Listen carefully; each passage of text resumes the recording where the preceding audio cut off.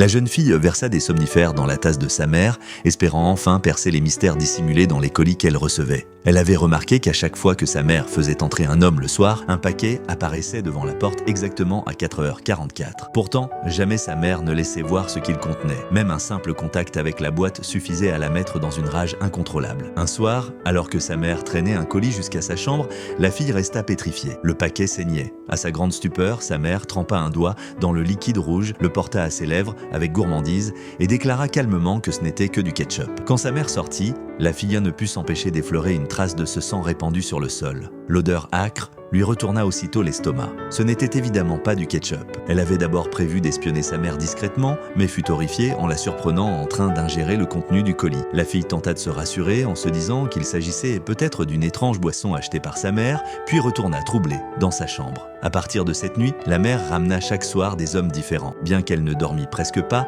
elle paraissait de plus en plus jeune, rayonnante même, comme transformée. Les voisins remarquèrent également ce changement troublant et plaisantèrent en demandant à la fille si sa mère cherchait un mari. Mal à l'aise, elle éluda la question et rentra. Mais ce qui la choqua davantage fut de voir, l'après-midi même, un autre colis posé devant la porte. Cette fois, à 16h44. Sa mère sortit aussitôt, prit le paquet et s'enferma dans sa chambre. La fille voulut la suivre, mais la porte resta close.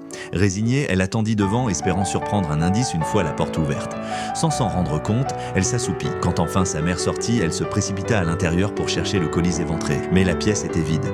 Et là, son sang se glaça. Sa mère paraissait encore plus jeune que la veille, et surtout, des taches de sang marquèrent le coin de sa bouche. Elle comprit alors que sa mère n'était plus la même. Son regard inspirait désormais une crainte viscérale. Prétextant une excuse, elle se retira. Obsédée par ce mystère, la fille décida de renouveler son plan et glissa à nouveau des somnifères dans la tasse de sa mère. Quand elle la vit boire, elle attendit fébrilement l'heure fatidique de 4h44. À l'instant exact, un colis apparut devant la porte. Tremblante, elle l'ouvrit précipitamment. À l'intérieur, un sac noir remuait faiblement. Paniquée, elle le lâcha aussitôt. Mais rassemblant tout son courage, elle l'ouvrit enfin. Ce qu'elle découvrit à l'intérieur la figea d'horreur.